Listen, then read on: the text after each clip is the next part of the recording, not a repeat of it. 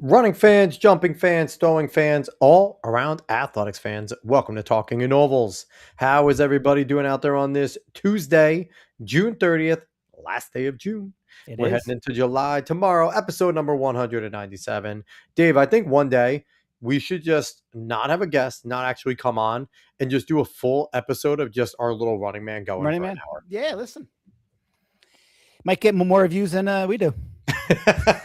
People will be like, wait, is the show ever going to start? The show will begin soon for 45 minutes. When are they coming on? And then we just never come on. So, two things in this sport that really caught my eye this week. One was Femke Bol is an absolute stud, and she's already down to 155 on her third ever 800. I told you she's going to run 154. You guys laughed at me. You have to do not a chance. She does not. Quick call out, real and that quick. Girl's 800 record is going down. Real quick call out because buddy of the show, Dave Ross, he does Ross Running News. Yes. He, after the second one, did a whole entire article about how she's only at 157. This may be a mistake. And listen, he is as connected and as well knowledgeable as anybody that we've ever had on this show in the sport. He is all over the place. He knows these athletes. He's amazing. But how can you doubt Femke, right? Like, dude, she's down to 155. Where I was just placeholding right now, because how crazy would it be if Femke comes in and just goes and breaks the record? Dude, you're going to have Wiro, who's at she just ran a 153.8. Yeah. I mean, don't forget about Healy, unbelievable. And now you have Femke and Georgia Bell. If they all get together, I'm telling you, I'm not against a woman running a 152 point. Now, picture this scenario. Picture this. Femke goes on. All these women push each other. Femke gets the record, right? She beats Wero. Sydney McLaughlin has her baby, comes back and goes, I told you, can't let Femke have anything nice. I told you that. Not even that. I just can't let Femke have anything nice. I'll get that 400 record later. Let me go and make sure I beat Femke again. Like Femke, I would love for her to just have something nice, okay? Because she's an amazing runner. We need the women's 800 in history. The women's 800 and the men's. It's dumb. You said it last week. You're like, it's the amount of depth is unbelievable. And now, high school, it's crazy. But my favorite thing in the sport of running this whole week was going on Strava and seeing my co-host Alex Cuesta run back-to-back days. The comeback is coming. The last 2 days. How's it feeling, partner? Hurting. This is on doctor's orders. I need to start exercising more. And I need to get going, need to be stretching more. And he said 1 to 2 miles every day. So I could do 1 to 2 miles every day. And if it turns into more, it turns into more. But where I live is very hilly. Take it easy, partner. Slow and steady. I live up a big hill. I refuse to run up it. I walk down it to start my run, and then I walk up it at the end. Just go run the Bowdoin course every day. Nice and easy. You'll run the Bowdoin course. Do you want me to die? Like I'm not. I wouldn't have been good at the Bowdoin course at my peak. Like you think I would have done that here? So without further ado, last week we had a great show. We could have went on for 9 hours with our guests. We had Jim Lambert, we had Bakari Tice, we had Corian on. I mean, it was our first time having those three together, kind of do a wrap up and review. And I feel like I said it. They should do a show together called the Track Reporters and just bring on those three, bringing on a story of the day or story of the week that they bring about a New Jersey somebody, and then just get any reporter, whether they're from out of state, national, whatever, to share their story as the fourth chair. And I think that show would be outstanding. And you can go and you could pull from Flow Track people. You can pull from Cydias people. You can work with them. Yeah. But that's what I think. They were amazing. I'm already excited for the cross-country preview with those three because they already agreed. So listen, excited.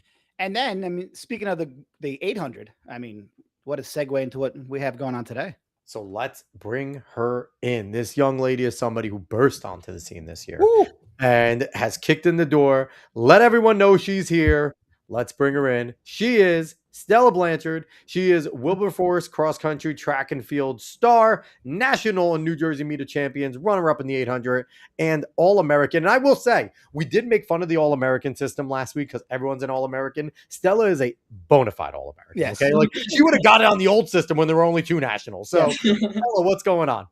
Hi guys, happy to be here. Yeah, we are excited to have you here. Before we get into you, Stella, I do have to mention this. Did you guys see that there's a guy walking across the country right now, I and he did. was just walking through New Jersey. New Jersey, my hometown. He's from Phoenix, Arizona. He's a former Marine, and he's just been kind of battling since coming back from 2 tours in over in Iraq. And he decided to walk the United States to bring awareness to PTSD, starting over in Portland, Maine, basically zigzagging the country to try and hit all 50 states. And he's going to finish over in Portland, Oregon. Wow. And he was here in New Jersey? Manchester.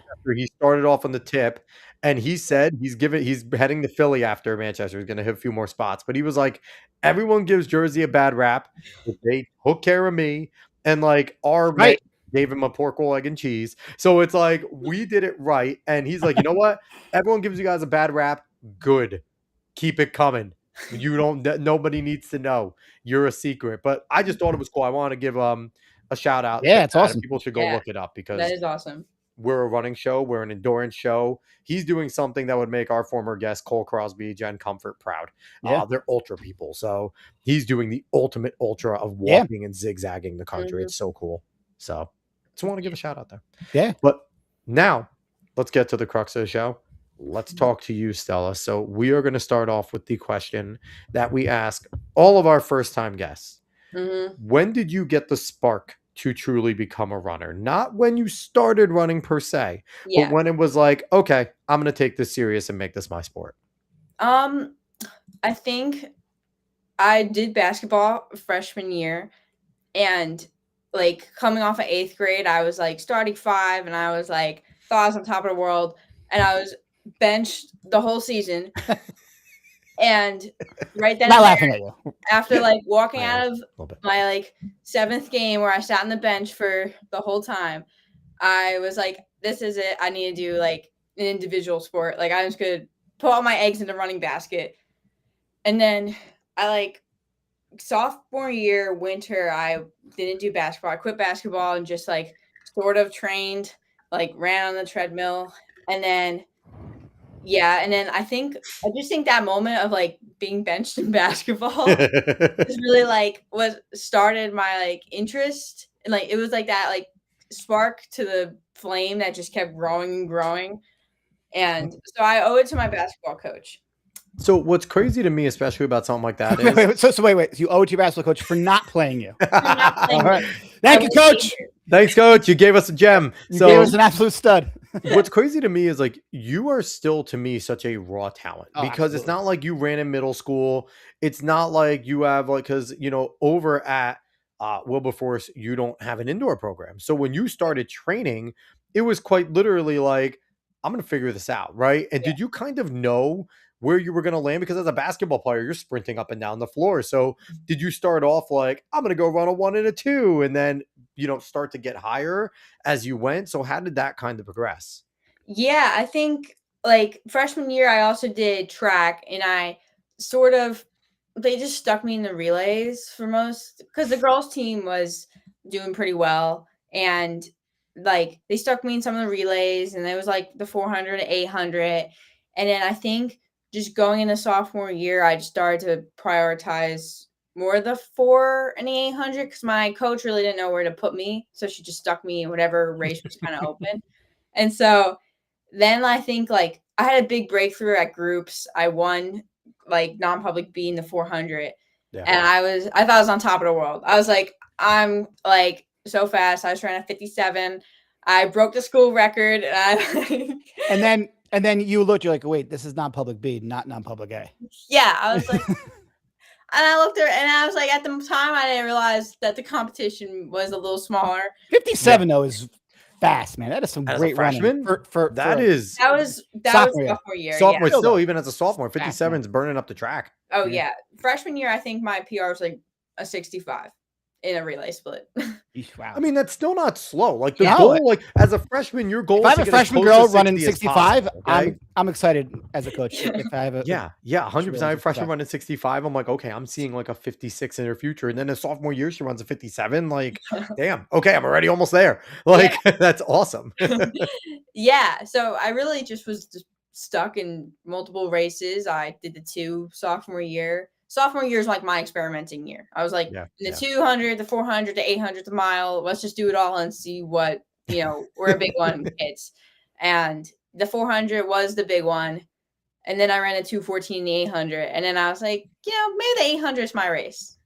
So you just like to torture yourself because you're running two of the harder races. Like the 800, and I think you'll ask most people, 800, 400 hurdles are probably two of the hardest races on the track. Oh, yeah. And it's as much mental as it is physical. That's why, the moment your mental breaks, your physical goes as well, especially in the 8. So that's why I think watching someone like Natalie do what she does is like, because she's not doing it in it's the hardest events, and she's winning three events at nationals. So like what you guys do, it's hard, man. The 8 and the 4 are tough. They are. Is that becoming a thing? Is anybody considering attempting the Dumas? Because it has to be called the Dumas at this point, right? Just go do the 4 hurdles, 800, win them all. I think that's what we should call it. Anybody goes for it's not a triple anymore. It's Men's and women's, it's the Dumas. That is what we have to call it. Have you ever considered trying the triple at not a small meet, but a big meet, a national groups or anything like that? He doesn't hurdle, right? Do you hurdle yet? I have never tried hurdling. I don't blame you. It's hard. I did a triple at groups this year, outdoors. I won the 4, the 8, and the mile. That's awesome. There you go. And so I count that as the Blanchard in non-public. That is hard. The mile adds an extra element. That is a hard one. That is not easy at all. But fun fact, I was never allowed to go over the hurdles. Dave will attest because he was one of my coaches, but Coach Tom Scheffler looked at me one day and was like, "You're a clumsy idiot. You're never going over a hurdle." He's like, "You hurt your ankle on long runs. You're not going over hurdles." I'm like, "I want to do one." He's like, "Never." So he's like, "Don't look at them." Anybody out there listening who is about my age and you recognize Stella's last name, yes, her father is Eamon Blanchard, Meet of Champions winner in cross country in 1994. So anybody out there, Blanchard, yes, it's a familiar name. Her dad was an absolute legend. So go ahead, Dave. Speak on that. How much has your dad been an influence, or has he just kind of been let you do your own thing? Does he have any input on your training, or is he just dad? Yeah, I would say he did not motivate me into getting into running. He was no way oh, you should run or anything like that. He kind of took the back seat for it. But then once I told him I wanted to get serious, I think he's just been more of I don't want to say the Uber driver, but he will drive me to meets. He, will bike alongside me if I want to go on a long run somewhere, or drive me to the long run location and accompany me. So I think he's just been there as awesome. Support, and he'll take me to the track and everything. He's just been there. So he's being dad. He's not trying to be coach. He's just being dad. Yeah, I think he's definitely very motivating, and I think sometimes he puts in a little input, but that's as he should. So I think.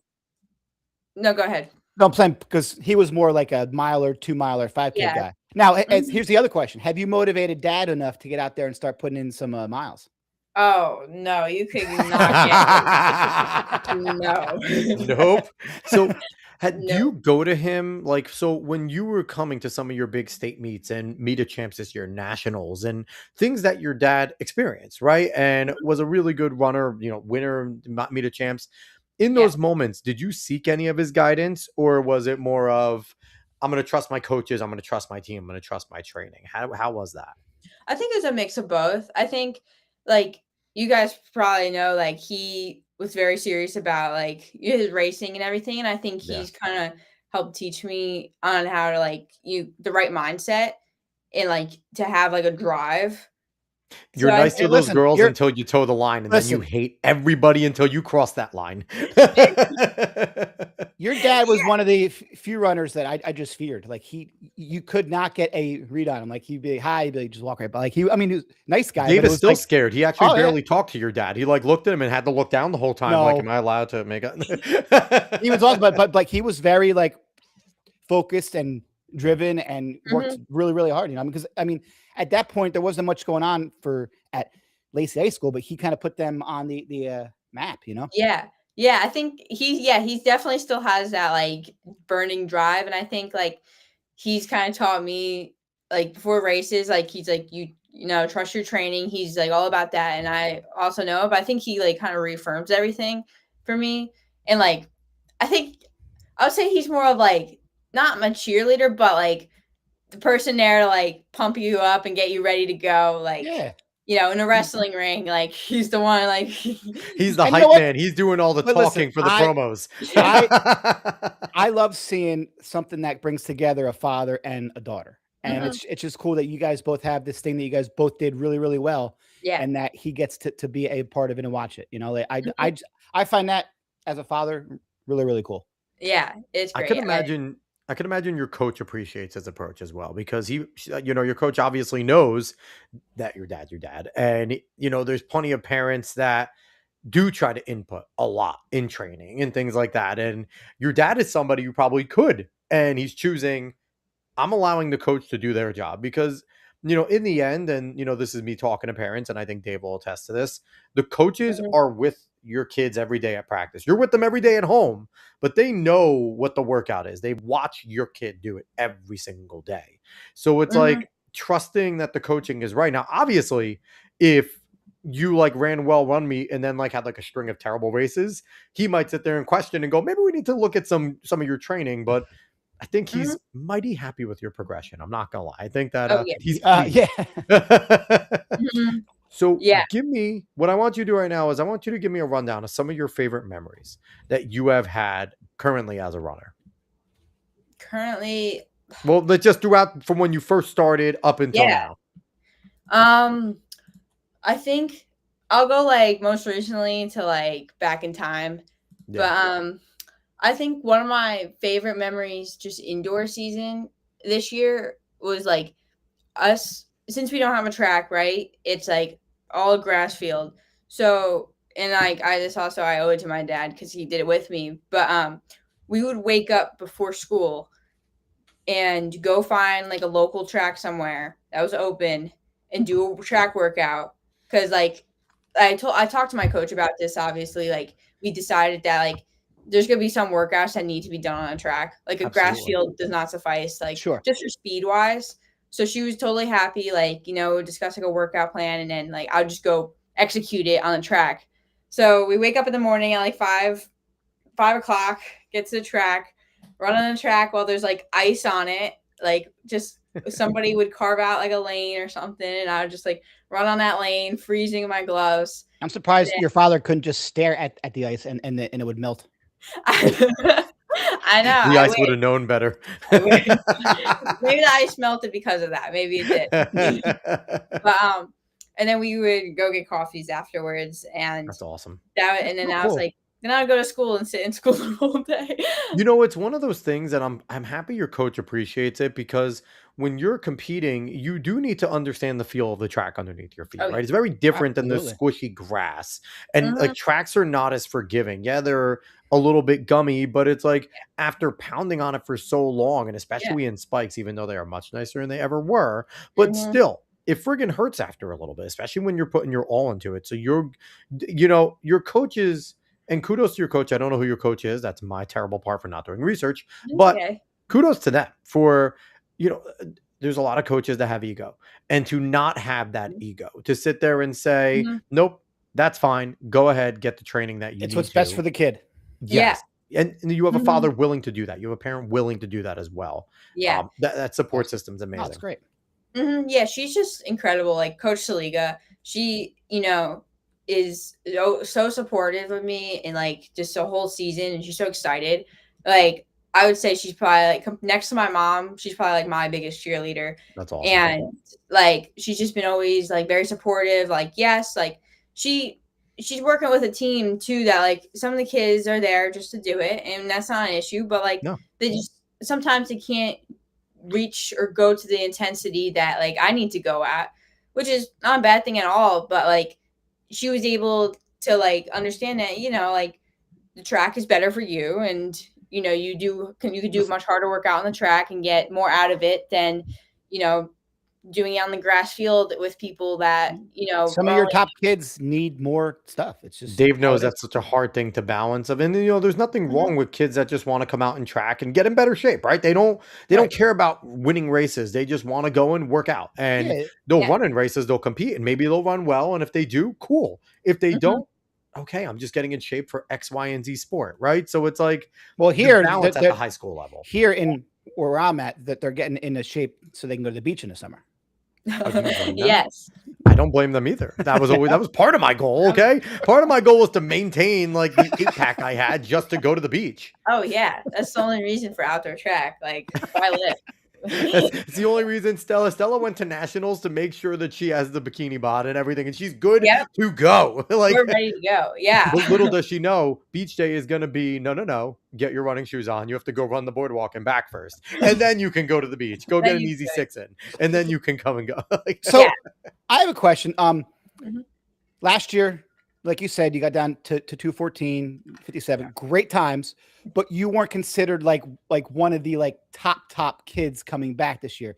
What was that like? Like, did you have to actually like have like a mind frame shift? Or like, all right, like people know who I am, because after the indoor meet of champs, people are like, oh, Stella Blanchard's here. She's arrived. So like, did you have to have like a very, because this happened quick. You went from 2:14 to 2:03. That, to me, that's absolutely insane. And I want to say real quick, Dave called it out on the show right away. Like, even before meet of champs, he was like, you're right. Eamon Blanchard's daughter has been running really well. Like, Stella Blanchard, like, has been running, because he mentioned that he saw him, and he's like, she's running really well. Like, and I won't lie, we got to watch out for her. Like, he said on the show, like, she's someone to watch for. When you first came on the radar, to me, you were Eamon Blanchard's daughter. Now, he's Stella Blanchard's dad. Role reversal there. Boom. After we just praised him, now we're just bringing him down. But bring him up to knock him down. No, but like, what was it like? Like, you know, because you had to feel in your workouts like, I'm way better than I was last year. Like, nobody even knows. So like,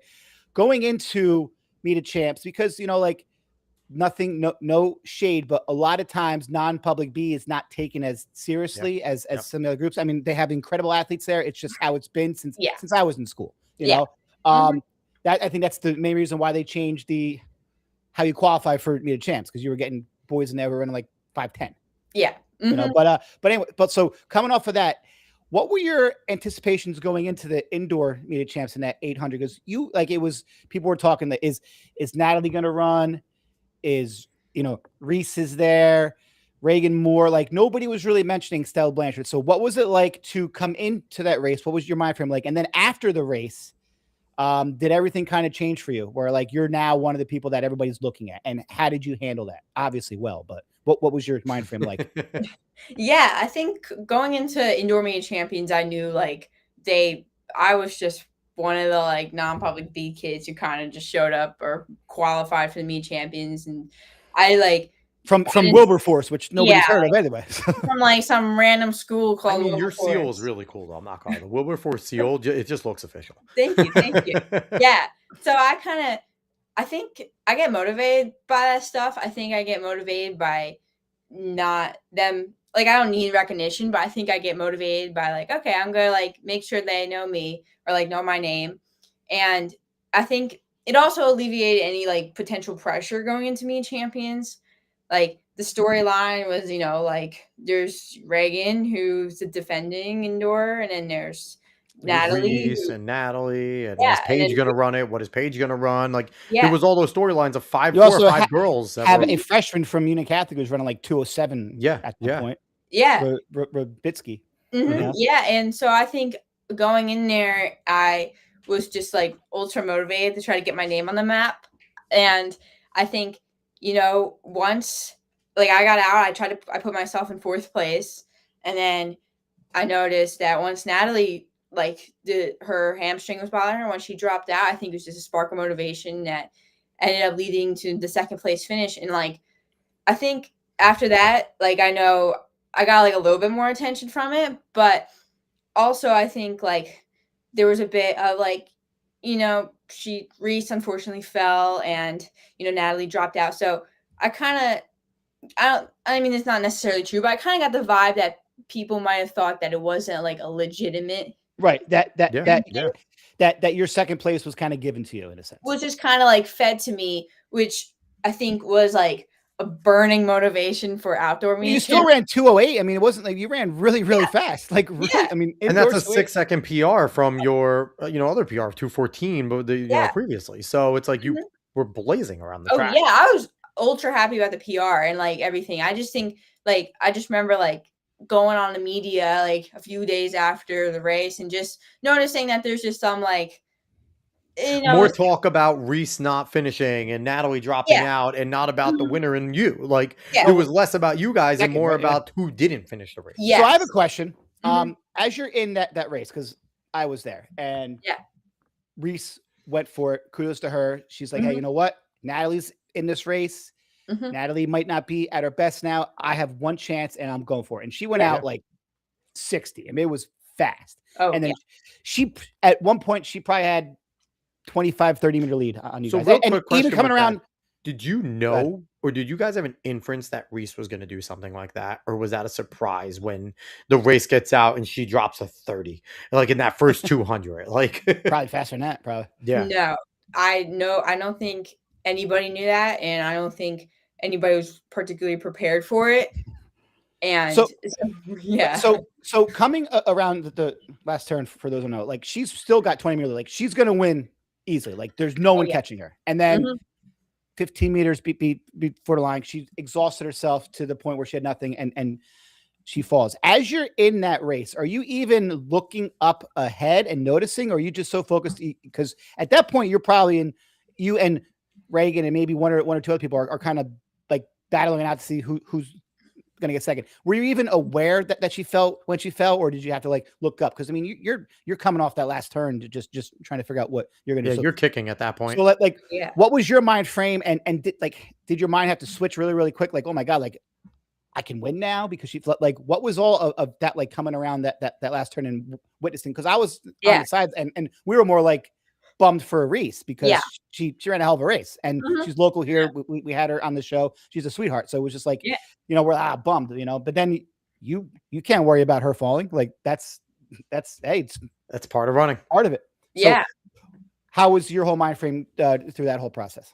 I think like coming around the bend, once I saw her go down, like it was this spark of like hope of like, oh my gosh, like I'm now in second or first place.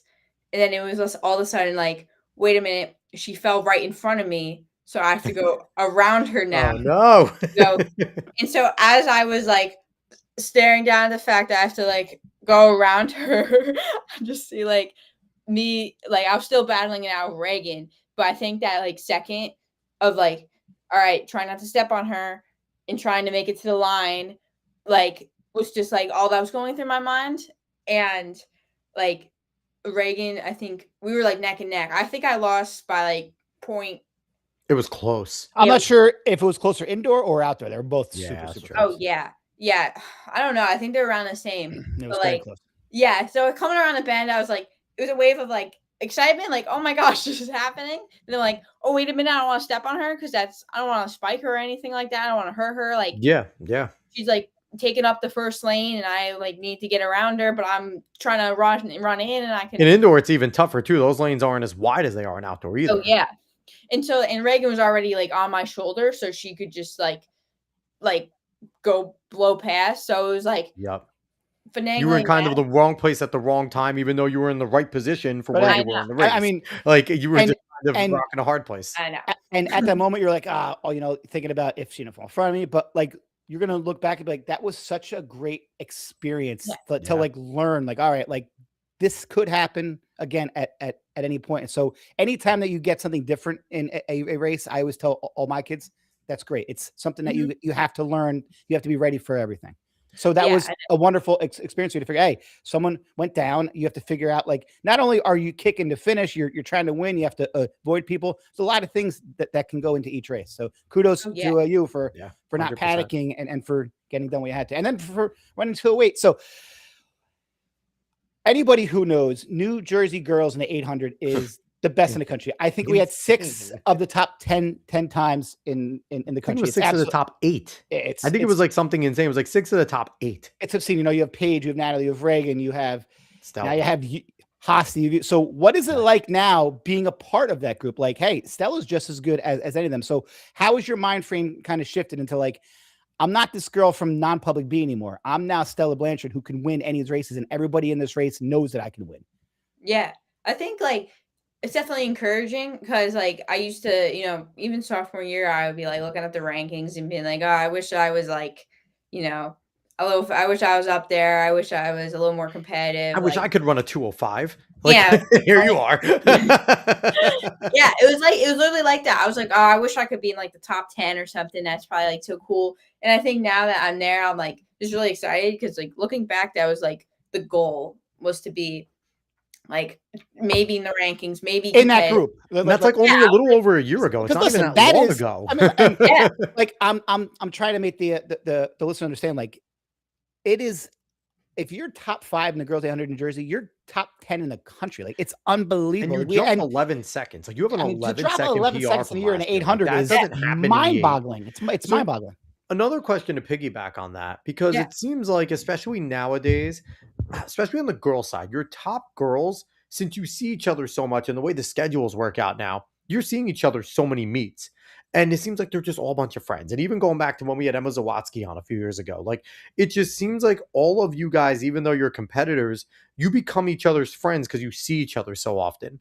Since that Meet of Champs race, have you gotten closer to any of the other top girls? Has it become something where you're friendlier with each other, or is it still just as competitive? Obviously on the track it is, but have you found more of a camaraderie since you kind of entered into that group of like the top echelon? Yeah, I think a little bit more of a camaraderie. Like, I think now, like on social media and stuff, like I like their stuff, they like my stuff, like comments, like congrats and all that. And like when we see each other, after a race, or even like, I don't know, even before, a little bit before a race, or just at some like local meet, we always say hi and everything. But I do think there is still that, like, maybe it's just a Jersey thing, but there is still that like competitiveness. Like when we're in the pen waiting, nobody's friends. Like, we're like focused, locked in. Nobody else is like, no, we're not friendly. I mean, we're friendly in the sense like good luck and all that. But like, I do believe I've gone from like just being the random kid on the sideline to like, oh, hi, like, being able to recognize people and them recognizing me, and like, seeing more familiar faces and getting along with them more. So I feel like the only time you ran 203, you're in the club. The only time Jersey gets in the along, group. You're in the clique. The only time Jersey gets along is at Foot Lockers, because New Jersey's their own team in like the Northeast and everything. It's a lot of Jersey. And then also I feel Brooks. Well, it's Brooks now, but it's always Foot Lockers. I don't care. Thank you, Brooks, for saving it, but it's Foot Lockers. But also, did that happen at Nationals, where now there's a bunch of girls from other states, right? Like, this is different.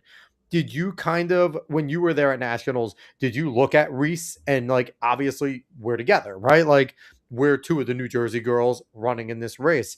Were you guys a little more closer in that sense? Because here we are. There's these other girls. We don't know who they are. They're from other states. We've competed. We know each other. So was there a little more of that leading up to the race? Like, she was your teammate at that time, basically? Yeah, I think at Nationals, there was definitely familiarity with Jersey girls. Like, we were talking to each other, like, even before the race starts, because you got to wait in the pen for a while. Like, even Abby from Union Catholic and, Reagan, we're talking, we're conversing. And like, it was definitely friendlier than, because we don't know the other girls really that much. And so, yeah, I do think there's a little bit of that. And I also think that helped ease my like nerves a little bit, because that was the first time that I've ever been in that like situation of like the fanfare and all that. Like, I think a lot of them had that experience. I mean, was there any talk with like you and Reagan? I'm like, hey, let's go show these people what New Jersey's all about. Let's go out there and crush these guys.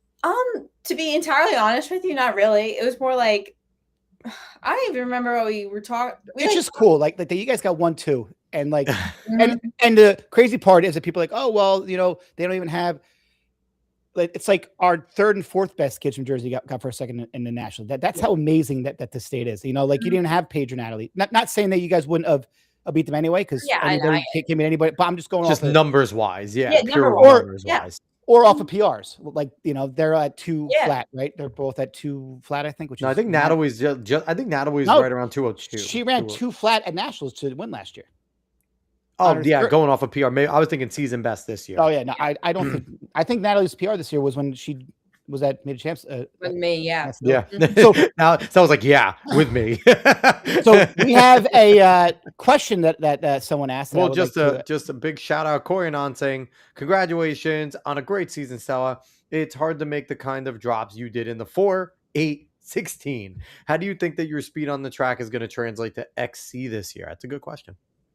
Oh, yeah. I think this year, like for going into cross country, I'm just a little bit more like focused on training. I have more of a regime now I'm ready for. Like track was a regime, like training, like waking up, running, eating better, eating well, not having like ice cream every night. And I think I'm still working on that. Just a few nights.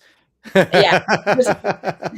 And so I think going into cross country, I'm just ready. Like I know I have that kick always to back me up, but I think I'm just more experienced and a little more ready and a little more prepared, a little more aged and older in the sport. So I think I'm excited for cross because I just want to see what I can do. Like I just want to see how far I can push it and how fast I can get, and then go on the track and try to, It'll only help. Right. And crazy part is in the state of New Jersey, say, oh, the girls are great in 800. Well, they're just as good in cross country, but it's different girls. You got Leah and Paige over there, and it's like, okay. You got Blair.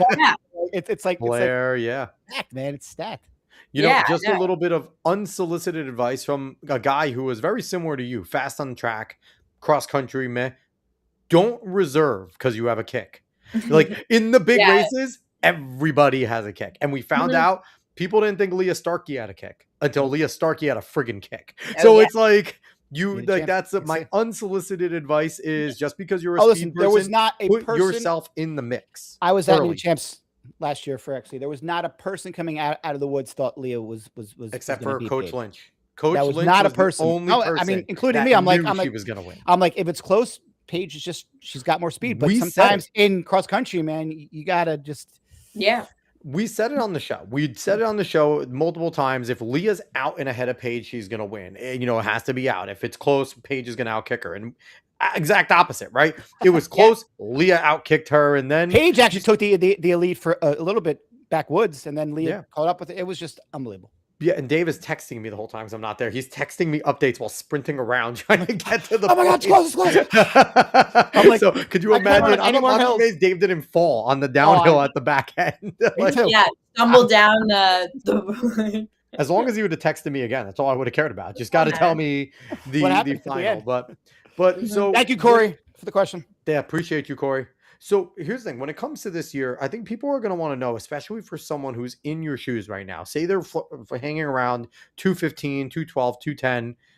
Did anything change from last year to this year? Did you grow more? Like, did you change your mindset, training, nutrition, sleep? So did you change these things? And if you did, what, you don't have to give away the game, but what kind of did you do to kind of get yourself here? Because again, an 11-second jump in the 800 is ridiculous. It is unheard of. So it's what did you change a lot, or was it just trusting your training and kind of buckling down a little more with it?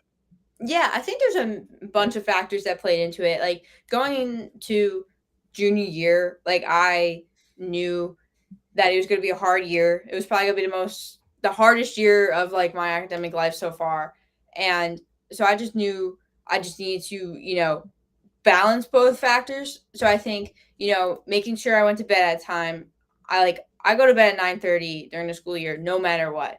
Like, well, then I'm glad we didn't interview you during the school year because you would have been like, no. I would be out right now. I'd be like, I can't do that. Falling asleep on stream. And listen, we actually love that when like kids are like, I can't come on at that time because I'm in my season. We're like, that's amazing. Like you do you. Yeah. We had a few. I think we were going to have Blair on at some point, and it was like mid-season, and coach is just like, she's on a regimen. Like, and we respect that. We want Blair Bartlett to go and win the world too. Like, so I don't like, as long as you guys, it's all about you guys. We are all about the athletes. So if people can never come on our show because they have a regimen, okay, we will adjust eventually for them. Like, yeah, I'm kind of the same way. I think like if anybody told me or asked me like, oh, what did you do? I would tell them like I stuck to the regimen. I balanced the academics with the athletics, but I also just, started running a little bit more. Not like crazy. I just was maybe doing like a little bit more workout wise, a little more intensity. And I also think this year I was a little more ready to feel the pain of racing. Like sophomore year, I was just like intimidated by the whole fact of like, lactic acid and like just, dizziness before you, get to the line and really like pushing your maximum. But like this year I kind of embraced that a bit. Like I was like, okay, you're not gonna die. And I think that's what helped me like be able to run the times because like I trusted training obviously and I had a more structured training and a lot more like speed work on my legs.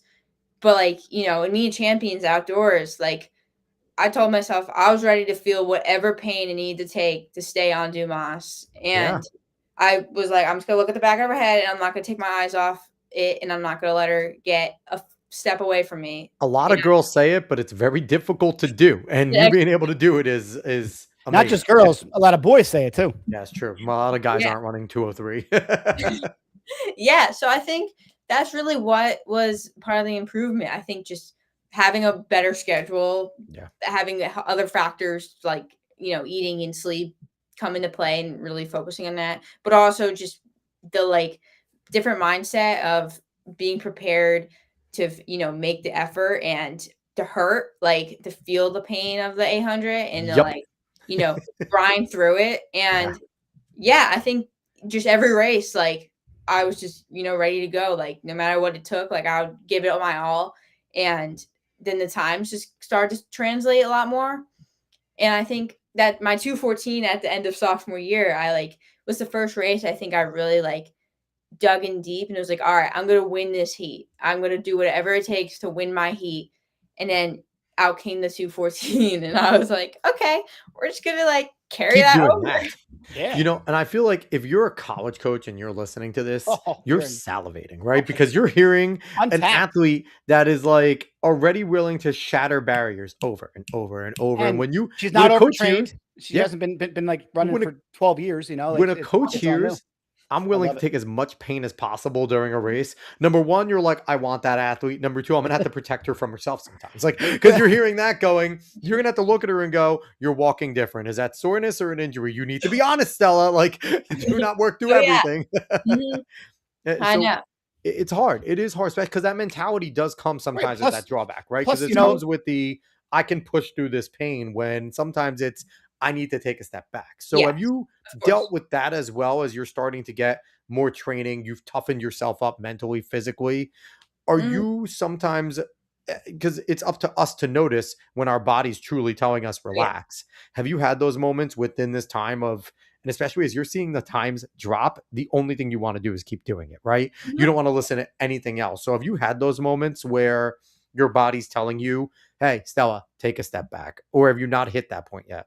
I haven't, to be honest, since I think I'm still so fresh in this sport. Like I haven't had, thankfully, right, that continues. No injuries or any like pain. I think the way like I've structured my season in training wise, like it's been that fine line between doing too much versus doing too little and making sure that like stay injury free, but like also, make the most amount of like out of the time we have to train. So I think I've thankfully like been able to avoid injury, but like I will say there was like maybe not physically injured, but like my mindset was kind of a little wonky when like I don't know if you guys saw, but Track Night NYC, that's when Paige and Dumas and Jake, I was there. Yeah, you were there? Okay. Yeah. So in that race, I was in like fourth place because I was giving it my all. And I, like 5 minutes before the finish line, I tripped. And like, just, it was like the worst thing I could ever imagine could happen in a race. And it happened right then and there. And I remember like crawled across the finish line. Like, I think I was more embarrassed than hurt, but like, I like burned my knees basically like off. Like they were like all burnt and like my hip too. And like after that, like a few days after that, I was just like I was just like disappointed because I knew I was going to run a fast time, and yeah, it still ended up being 2:08. Cannot complain, but I knew I was going to run a fast time, and I was like, sad I wasn't. That didn't happen. I also questioned like, am I in shape enough? Was that just like a fluke? Did like I know my legs didn't give out. I think it was just my shoe caught and I tripped. But I think I like, was just like kind of disappointed in like just how everything went down and like a little bit of You shame. look back at that moment, right? Because you're like, I have a chance to do something special because all of these athletes are in that race. Yeah. But here's the thing.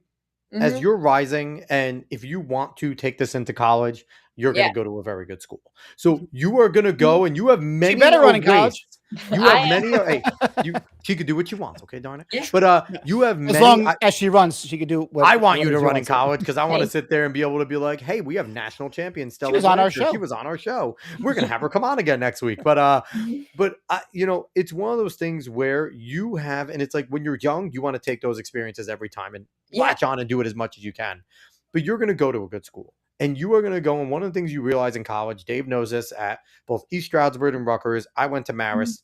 When you get to that level, every person there was a county champ, was a conference champ, was a state competitor Especially or champ, national competitor or champion. So it's like every practice is now a high level meet. All of your meets you go into are national caliber every single time. It was what you did. So I know that moment stings because you were like, what could I have? But you're about to experience that over and over and over in another year for a solid 4 years beyond. So be patient. Be patient. You will be okay. So I would be remiss if I didn't bring this up, though, because we talk about the 203.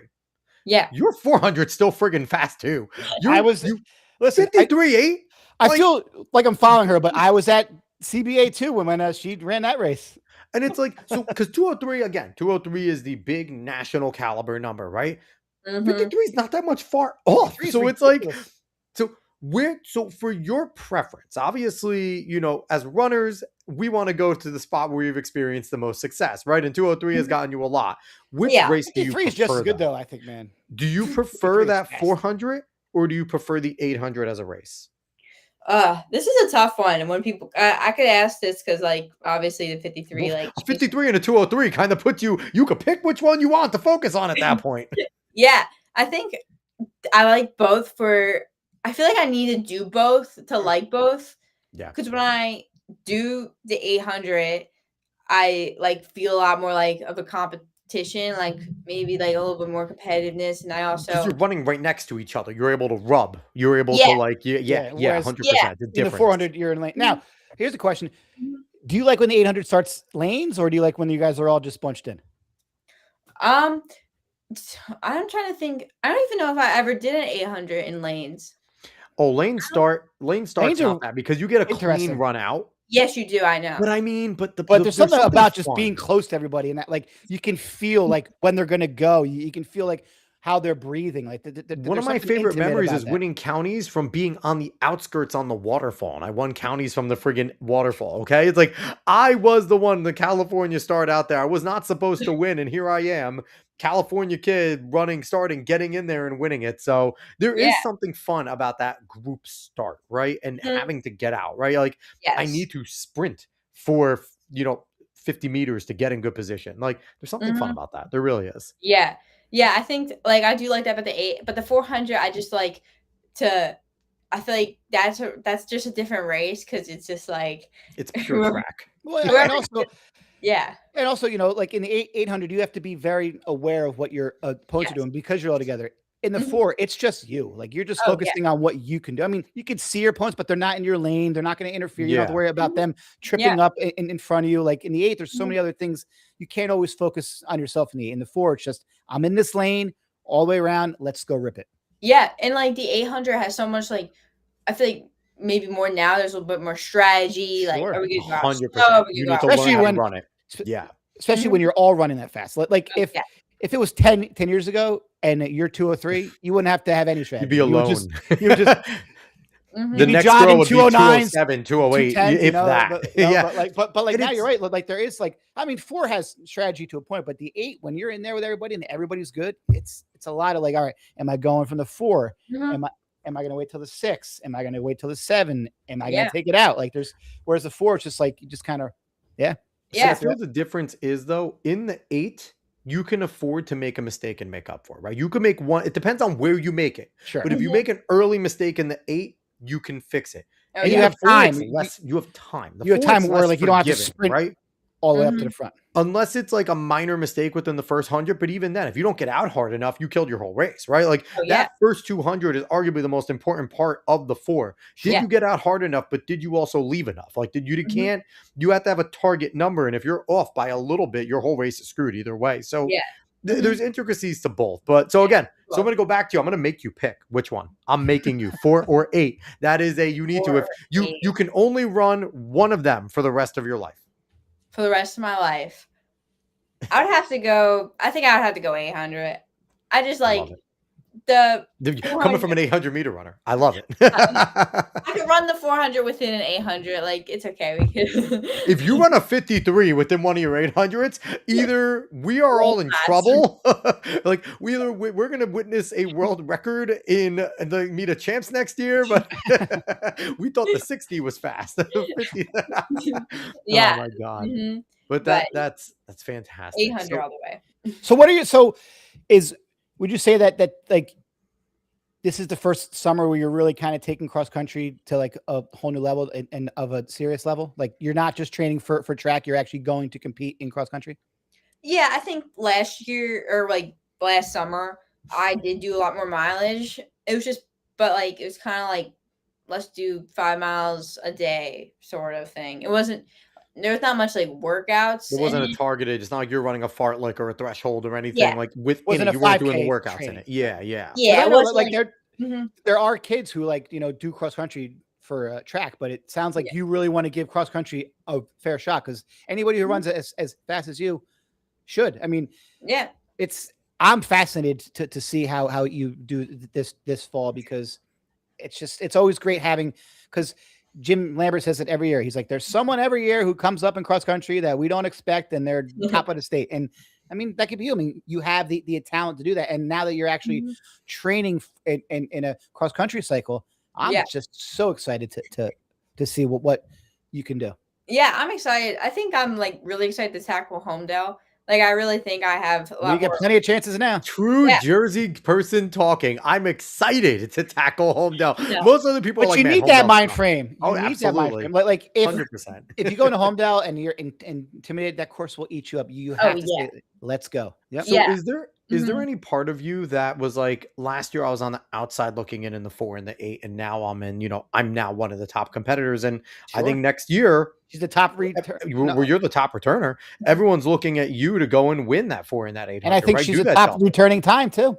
Yeah, I think she is. So, but is there also that hunger looking at the cross country and just seeing the greatness that's about to happen next year and be like, I want to be a part of that. Like I want to get to as close as Leah and Paige as I possibly can at all times in terms of times and competing. Is there a part of you that wants to just that has that same fuel that you had last year? I think there is a little bit with cross. Like I do have that, like, excitement to try to get as good as I can get. Like I'm kind of, I don't know, because I just really don't know how far I can go and like how fast I can get. But like I want to try and I want to. You want to see your dad get energized? Go start running some real fast 5Ks. But listen, but that is kind of a shift in the mindset. Like years ago, like you had your good 4 and 8 kids, like they would run cross country, but they wouldn't run it like competitively. But now you're seeing like Paige and Natalie and Reagan Moore and like Reese and like all these great 8 and 4 kids. Paige is a different breed though. Also running great cross country. So like it shows that like if you train properly, you can have range. And I think from the outside looking in, it seems like a lot of you girls really pride yourself on having that range, being able to go to the 16, being able to go to the 2. Like you didn't have like people like yourself and Paige and Dumas, like they didn't like it wasn't like it is now, like where like there's so many have this range from 2 to 16. I mean, there's no way Paige doesn't run sub 950 on a track if she wants to, like it's just crazy to have like, but now you're in that, like you're going to be this great in XC. And so what's it like knowing that you no can pressure at all though? We're not putting any pressure on you, Stella, to go and like win Meet of Champs next year. She seems like from just talking to her now, it seems like bring on Cool's a that. cucumber. Bring Cool's a on the cucumber. pressure. Yep. No, but I'm saying, but like, do you pride yourself in knowing like I could enter a race from a 200 to a 16 and compete or even win? Like, what is it knowing that you can have that range? It's such a cool thing. Yeah, I think having both aspects of it has helped my 800, but it's also made me like more comfortable when it comes to just like, hopping around in races. Like I always know I have like skills in other races to back me up. And I think it just builds on like the confidence growing. And like that's why now like after this track season, like going in the cross country, I'm just a little more confident and like I'm in good shape. Like I'm ready to tackle what comes after me. Like, I'm ready to tackle the bowl of Homedale or whatever it takes. Cause like, I've just had like these successes and I think it's just like adds to like the pool of like, I can do this more so than I thought last year. Like they're going into junior cross country season. Like I trained, but like I just didn't have anything like great and epic to like feed to that confidence. Absolutely. Yeah. I just got a text from Jim Lambert and it says, tell Stella XC is in her blood. It's time to start cooking it. It is time to start cooking in that bowl. Her old man crushed the hills and owned Homedale. Now it's Stella's turn to torch those trails and leave no crumbs behind. Thank you. Jim and that is from a guy who covered your dad, who's covered all of us for the last 35 years. Yes, he has. He's been around forever. He could tell you, he knows more about this state and sport than most people will ever know. And it's just cool that like, yeah, I know. I will say there is one media champions title in the family already. So he has it for cross country. Maybe I'll try to get it for track. There you go. 2 for track. You need to get 2. Why not double? Get the indoor and outside. Say, wait, Dad, you got 1? Come on. 1? That's it? You just got to go and like when you do that, like if he has it up somewhere, just go and like put yours all a little higher. Up like it's not even that, just surround his. Surround it. Put it over the top. Like any pictures or anything, just like so aside. Let's look ahead next season. Obviously, cross country, your goal is to compete, right? What are some of your other goals in terms of indoor, outdoor? What are we looking at for next year? Because again, next year is right around the corner. It's crazy. Summer, like the next season started already, right? So what are your goals for next year? Lay them out for us if you have them already. Yeah, no, I have some ideas. I think like going into indoors, I obviously want to run faster than 2:08. And I do want to be more competitive at the national meets. Like, I do think I have a lot more capability to place and be All-American indoors. Is there a preference for the indoor meet? Are you looking at Nike, New Balance? Which one is your preference between them? Because those are my 2 that I consider nationals. Yeah, I know. Like, I did New Balance this past New Balance indoors. Cool. So would you look at the competition ahead of time and go to the one that has more just to go and like compete? Like, because they are both close. So actually, Nike's actually closer indoors because it's at the Armory. Because that's where I was this year. We went to Nike, but New Balance is, man, that's a cool place, man. It is cool. In Boston. It's really nice. To be entirely honest with you, I kind of made the decision based off seeing the tote bag versus 100% balance bag. Listen, we got 2 Nike, and I was like, the girl's like, "Oh, let's go to bags." I'm like, "Sorry, girls, I had no idea. I am so sorry that your mom now has a great new bag whenever she goes to a Target or go to the beach, but you're not bringing this. It's humongous. It's like a giant shopping bag." I know. I think like that aspect to it, and like I saw like the qualifying times were just a little faster, so I was like, okay, maybe like New Balance would be a little bit more competitive, but yeah, I think this year for senior year, it depends on like where life takes me, but I might try Nike just because like why not senior year? Yeah. And maybe like it was a great meet, and I guarantee they have backpacks next year after all of their backlash. I guarantee. You know what? If you're not gonna have a backpack though, at least give a duffel. Like nobody's mad at a duffel bag. Like I remember in college, my favorite time was when we got the new team duffels, right? Because they were the best. Like at least give a nice duffel shopping tote bag. So a shopping tote bag. So here's a question. You don't have to answer if you don't want to, but we're in this era now where NIL and NIL stuff, is humongous. Yeah. Have you been approached by anybody? Is that something that you would consider? Because I know, like, because that kind of murks things up too. Because like Leah has to go Nike meet because she's a Nike athlete. So like she can't go to New Balance. So it does take away maybe some of your sense, but it's still a pretty cool thing. So I don't know if you've been approached because you're running times now where you're definitely a person who would be, mentioned in that category. So is that something that, and I don't know how it works. I would imagine they reach out to you. You don't seek out them. I'm just curious if that's even been a subject that you, because it's a whole different world now in high school when out, like it's craziness. Oh yeah. Your dad would know. I had nothing to even think about this. I had nothing to think about, like it's just a whole new world. Like, so is that something that would interest you? And have you been approached by anybody for that? Yeah, I'm happy to answer. I currently have not been approached by anyone about anything. Like that's definitely something I'd be happy to look into, and like I wouldn't mind having to go to certain meets. Like I think for me personally, like it doesn't matter where it's at. I'm just gonna show up and try to run. So I think I have not heard from anyone or anything. That's crazy. But like I mean maybe like I'm not like averse to it and like or anything. Like I would be happy to join a team and be a part of that. But like as of right now, I got nothing for you. I haven't. No, I was just curious like how they work. Is like there are people in the past who've run slower than 203 who have gotten it. So I'm just curious. But I would just currently say no to Puma with what Puma's going through. I would say no to Puma right now. I'm just guessing that like most of the other kids who had it, like they didn't have those big drops. They were kind of consistent from their freshman year on. So maybe they're just figuring out you because it all happened kind of so rapidly. I don't know. Yeah, I don't know either. I partially wonder, like, to just be entirely honest here, like if I like didn't win anything technically, like I know my time is like 4th in the nation, but like I haven't 4th in the country. I didn't win anything. I just ran the 4th fast time. But think how crazy that is. You didn't win it, the 4th best in the country, and you didn't even win your state meet. It's mind-boggling to me. No, yeah, I don't think I wouldn't. I think the people behind it wouldn't like necessarily consider that, but I think maybe that's just attention wise or getting noticed. I haven't gotten noticed because I haven't won anything, but I don't know. I'm Nike, New Balance. What are you guys doing? I mean, I'm sorry. Brooks puts on some pretty cool meets. Brooks as well. Brooks puts on. I like Brooks shoes. No, but just I think, like Alex said, anybody who gets you in college is going to be the real, because you are so and just so untapped still. Like this is all new. Yeah. It's crazy.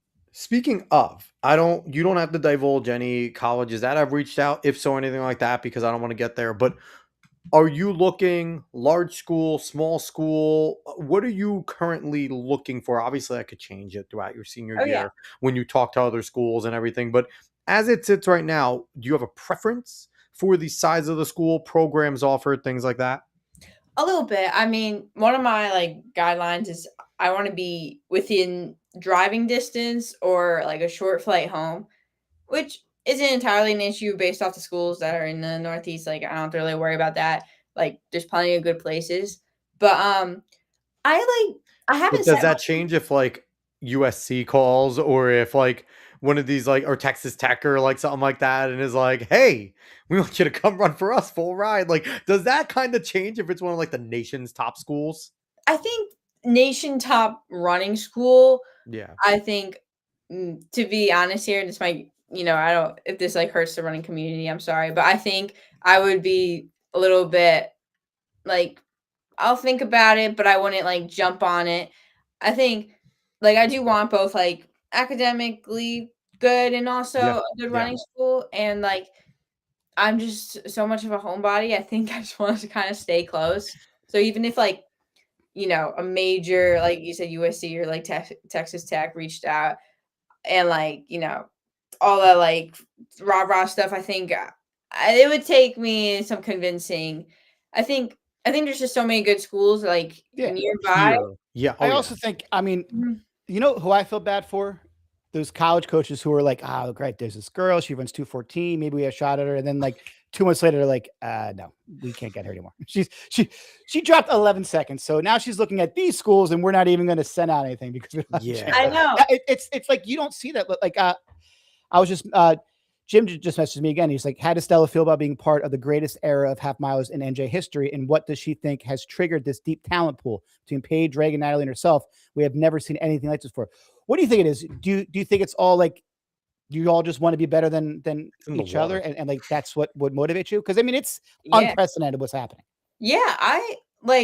I'm not actually like sure what motivated it. Like I kind of stepped into it thinking like, I want to try to get on the ranking. So like, I want to try to like get up there. And I think it was like, all right, they set the standard to be this. So now I've got to match that. And I think it's exciting because it's great competition. I think if I was like in some other state where like the fastest time in the state was like a 2:10 and I ran a 2:09, like, I just don't think that would be as exciting as like that was New Jersey like 7 years ago. The only moment you would have would be to go to nationals, because even right now, like if you're at one of those schools, you might not have the opportunity to go to the fast track or Arcadia or Mount Sac because you might not have the money at the school to do that. If your time would have won every other media champs in state history, I'm well, curious. Dave, there was a time where 2:14 was considered a media champions. I know. Like if you ran a 2:14, you were going to make finals. Yeah, you were going to make finals. Now 2:14 is probably not making finals, right? Like you might not even make it to a media champs in some groups run 2:14. So So when it comes to academic wise, do you have a major you have in mind? To be honest, I'm a little undecided right now. I think like because my school's so small, it's a little bit of a tight curriculum. So, I honestly don't know. I'm steering away from like science and mathy kind of stuff, unless I get excited by one of those things. But like at the moment, I'm not really too excited about it. I think let's just like my goal of mine is like I want to run in college, right? And I want to run at the best level I can. But I also like when running's all said and done, I want to come out with like, a good degree, like ready to like face the working world. And, like, I think it's just having both aspects of it. Like, and sometimes like the ultra running programs, I think is just something that I don't know if I would, easily jump into coming from Wilberforce. So I think going to a place that's like a really good running program, but not like running program. I'm always gonna tout my alma mater there, Marist. We are on the rise. We will win our conference within the next 3 years. Yeah, I have faith. But I'm telling you, don't brush off Marist. Dave is gonna laugh at me when he gets back. I always push for Marist, but I also, outside of me pushing for Marist, because I do love my alma mater and everything like that. But they're, like you said, they're amazing schools. We talked to Summer Wilson 2-3 weeks ago, one of California's best runners. She coming to the East Coast to come run at Duke with Peyton Hollis. So it's like, and I feel like Duke is something right up your alley. The academics are amazing. They're a really good school. They seem like they're getting, and Duke is on the come up with the middle distance girls, especially because they've been grabbing some of the nation's best. But I mean, like you said, there's plenty of schools. There's obviously our Ivy Leagues, Dartmouth and stuff is amazing. Villanova is always there. That's such a great program. So, I mean, you're going to have plenty of options. 203. And you're going to have, and you're only going to get faster. So remember, they are recruiting you. So don't settle. Like, make sure you get everything that you need. Like this is do you know who her dad is? I know. Her dad is not going to let her settle. Okay. Like her dad is going to go and is going to like, so here's a question for you. And Corey and I'll coming in saying it would have more than likely won majority of media champs. I think maybe all 203. I think maybe would have won all of media champs outside of this year. I'm not going to lie. And we need to, maybe not Natalie last year. Maybe Natalie ran faster last year. No, Natalie, I think ran 205. I don't know. I don't think she, I don't think she because she ran against Clemmy. Clemmy ran a 208 or 207. She didn't run. Clemmy ran 204. I don't know. Did Clemmy run a 204? I don't know. But anyway, it was she would have won majority. Just that was a monster. Ooh. But I got one more question from Jim. Jim, just leave a comment. Why do you have to text? Leave a comment. I think it's home. It says, I always ask athletes if they had a choice, would they prefer to be a media champions winner by running 2:10 or drop a big PR like 2:01 and not win? He says he gets mixed responses to that all the time. So what is your answer, Stella? Media champion 2:10 or 2:01? I think if you asked me sophomore year, I would have said win me champions, but I think I've grown up a little bit, and I think I would rather run a 2:01 personally. And 2:01 definitely opens up way more options for your future. Way more options. Here's a quick question. If the NIL didn't exist, would 2:01 still be your answer? I think so. Like, honestly, NIL that really never crossed my mind until like kind of after the 203. And I think like I'm just one of those people who just keep striving to like get better. And I think I'm like, like the numbers. So I think, I think I would rather run the 201 and lose. Because I mean that kind of happened this year, but lose but like it'll come. My win will come at some point. I think I would, even if it never comes. I think just getting better and improving myself just gives confidence for other races where like smaller races that I know I can win or something like that. Yeah.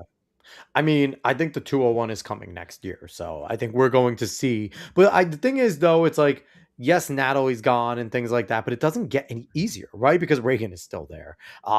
Did Reese graduate? Yeah, Reese graduated, but it's you and Reagan that are going to be. No, you have Dylan Hosty.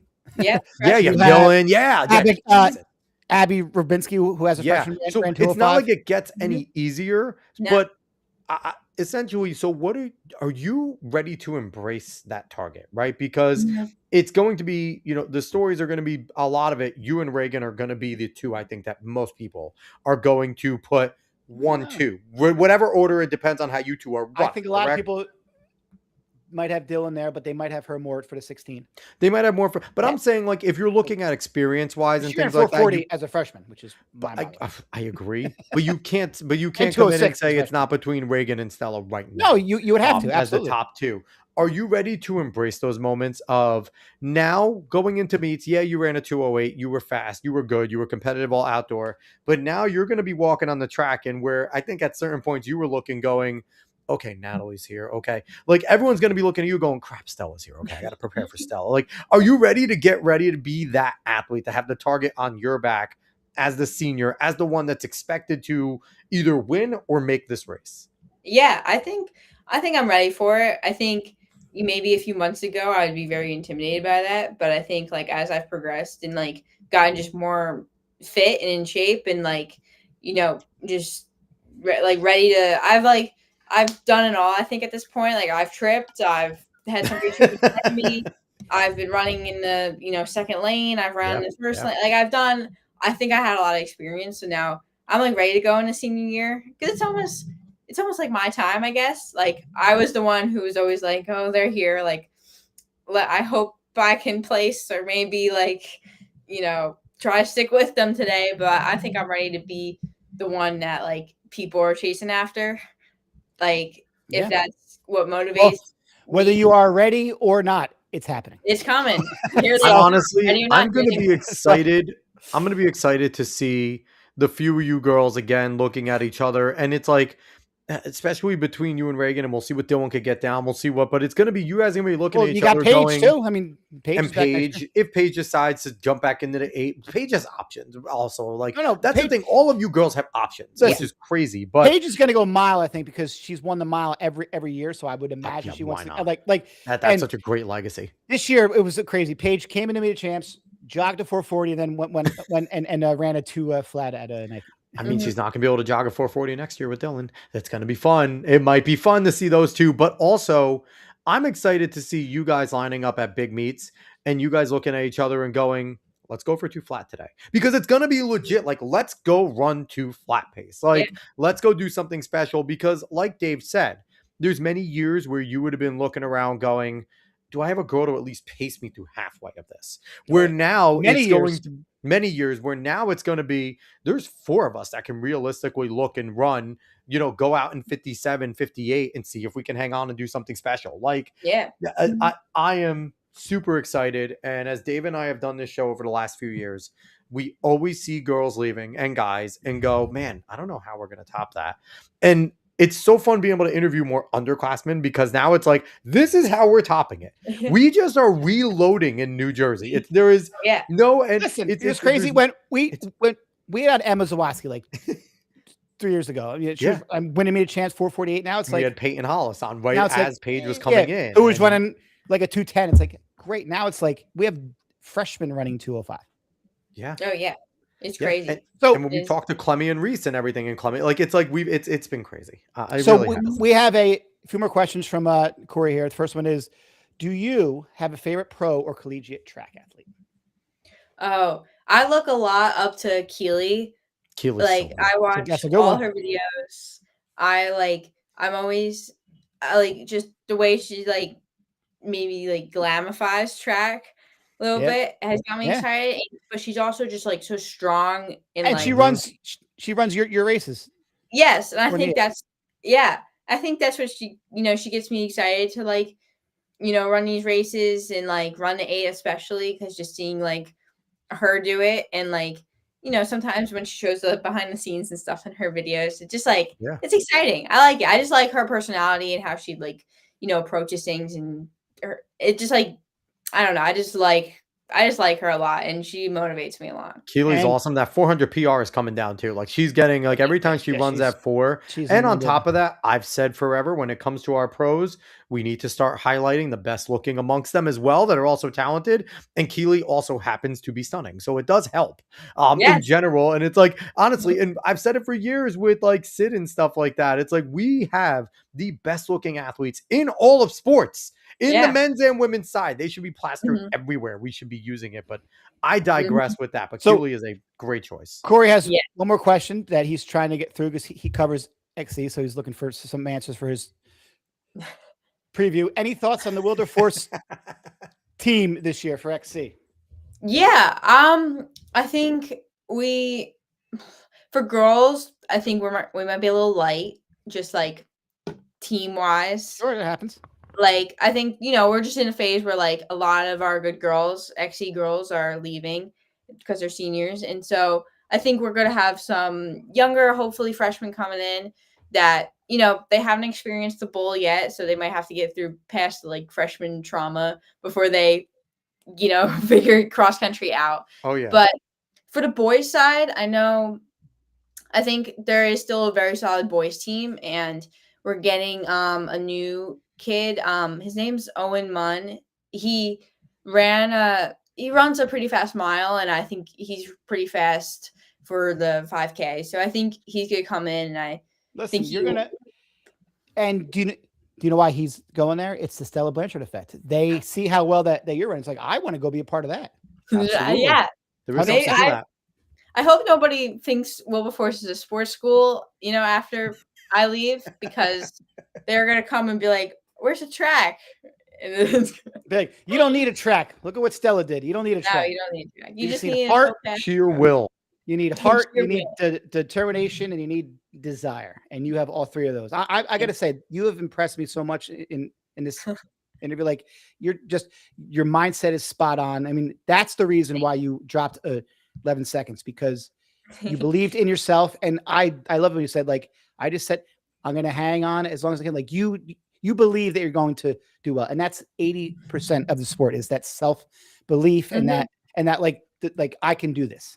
That's where a lot of kids fail. Like they, especially in the 8, they get there, they get through the 4, people start to go and they're like, I don't have it. Whereas I'm like, just sit on them, just sit. And you're going to surprise yourself. You're going to surprise yourself. Yeah. It's that third phase. Run that third phase hard. If you could run that third phase hard, die gracefully. The last 200. Like that's it. Yes. Give everything else you got and just die gracefully. That's it. That's all it comes down to. So, Stella, thank you so much for coming on. You have been an absolute pleasure to talk to. Here's the thing. Your dad's fire is there. It's presented in a different way. You have a great personality, a great sense of humor. But that competitive edge and that fire, and every single great athlete we've talked to has that humbling confidence about them that but they're all killers. It's not cockiness, but it's that humble confidence. And I feel like you've always had this. And now that you've gotten more serious about the training side, your physical is catching up with that mental. And Dave and I know Dave's going to be at a bunch of the meets. I'm up here in New York. So if you come up to Bowdoin Park for the Bowdoin race in cross country, I will try to make it over there. But man, fantastic stuff. Thank you for coming on. It was absolutely our pleasure. Thanks for having me. This was a lot of fun. So if you want to find her, go to her Instagram at Stella_Blanchard. So real question. Did you just want to make a smiley face or like the little like flat face, or was Stella Blanchard taken? Stella Blanchard was taken, and Really? no matter how many times I finagled the punctuation, that was the only thing that they allowed me to do. So now looks like a little. I never actually thought I looked. Now that you say it's a smiley face, I can't unsee that. It's kind of like it's like the unamused face, like when you said. I would not have thought smiley face either, but I can't unsee a smiley face. Yeah, I that's can't what it is. either. It's this, and I think it makes it cooler. Blanchard. Yeah, no, because she's Just unamused by like you trying to beat her in a race. She's gonna take you, darn it. But that's me watching from behind. Now we end off the show on a creepy note. Anyway, but once again, she's Stella Blanchard. Go follow her, and if you aren't following her on the track already, be excited for cross country. Look what she does there. But man, I think we're going to see some exceptional stuff between not only yourself, but also all those other girls. And you guys are going to push each other to heights that we didn't think we dug. Again, we thought we saw some great stuff with Natalie. We think we're seeing great stuff with Paige and everything. We are. It just keeps on getting reset. Yeah, Everything keeps on getting reset. And you are going to be a part of that New Jersey reset next year where you get us to another height that we didn't think we can get to. Yeah, I'm excited. Mm-hmm. Dave, do you have anything else before we get out of here? Yeah, I mean, can you guys stop making it so hard to coach in this? No, stop. Keep being fast, so we have great guests like that. Come on, don't do that. Man, no, like it's right. It's a cost. No, like it's amazing to see, and like obviously for me, knowing your father and racing against him and knowing how tough he was, it doesn't surprise me that he has a daughter that's this good. But it's, like and I do apologize for always bringing up your dad. Like you are your own individual person. It's just I just have fond memories of racing against. I will say Dave has admiration, and Dave talked about Jim Lambert being such like a student of Dave knows just as much about anything from the 90s to like the 70s. You are like savant. Not as much as Jim. That. Not as much as Jim, but and I will say this, one of the reasons why it's so fun having Dave here, he has such admiration for the great runners of the past and everything like that. And your dad was one of those, and he was at the time bitter and wanted to beat them because he was a competitor. But as he looks back at it, and same thing with me, with some of the great athletes I competed against, you could look back and see the things that they did and just respect and have great pride that you towed the line with some of these amazing athletes. Like, so again, your dad's doing something right because he's raising an awesome girl too. You're fantastic. I'll tell him. Mom too. Yeah, he better be watching. He better watch later if he's not watching now. But anyway, we appreciate you for coming on. Yes, we appreciate everyone for watching wherever you watched from. We appreciate Corey for his comments over there. And Jim for the text. Jim, I don't appreciate Jim for the text. Jim, start commenting. No, stop texting us. Jim was listening though. Jim was watching. Jim was listening. But just comment, Jim. I know you have social media. You use X all the time. Like just go on YouTube, Jim. Leave a comment. Anyway, but wherever you watch from or listen love you, Lambert. from, we do love you. We appreciate it, whether it's X, YouTube, Facebook, Kick, or Twitch. If you haven't already, smash the like button, subscribe.